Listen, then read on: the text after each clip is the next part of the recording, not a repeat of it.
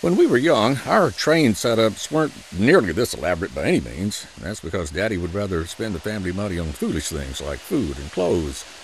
But when you're older, you can spend your money on what you really want to, like a slice of your boyhood. One of the most avid train buffs anywhere around is newsman Bert Case. And this is how his layout has evolved over the years, situated comfortably in a room dedicated to trains over his garage. Well, this is what's called N-scale model railroad. It's N-scale for 9 millimeters. That's how wide the tracks are. Bert, like many of us kids of that day, got his first train set one Christmas morning. I got trains every Christmas when I was like 10, 11, 12. That was the big thing at my house, to get some new cars, some new locomotives. Bert's interest in trains sprang not only from Christmas mornings as a boy, however, but from train trips he'd take as a youngster to his grandfather's house in North Mississippi.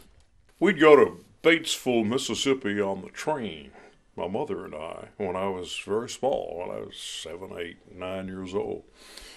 And that's where I got interested in trains. We'd ride the old number 3 steam train when we first started. And then we graduated to the city of New Orleans, which was the day train on the Illinois Central.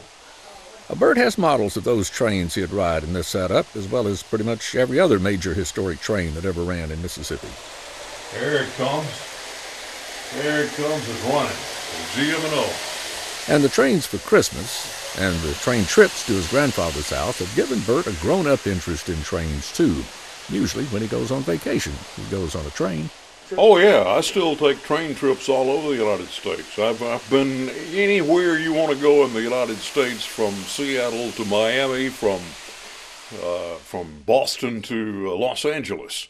And when he's not out on the rails for real, he's back at his house on cold winter afternoons, taking a pretend trip up in his train room.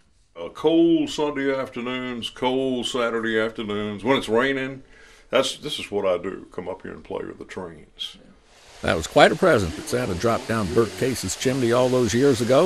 That first train set, that, in many respects, although it may not be the exact train, is still going around and around the tracks, all these Christmases later.